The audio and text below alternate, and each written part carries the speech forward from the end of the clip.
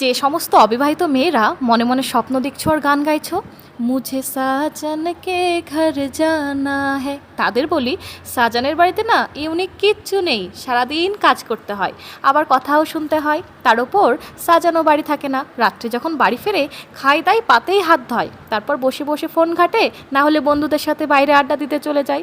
সাজান আর সাজান থাকে না, কুজান হয়ে যায়। তাই সাজানের ঘরে যাওয়ার স্বপ্ন না দেখে চুপচাপ বাপের বাড়ি বসে রিলস দেখো, খাও দাও, অনেক মজা করো। প্রশ্নটা এবার বিবাহিত মেয়েদের কাছে, কথাগুলো কি ঠিক বললাম? কমেন্ট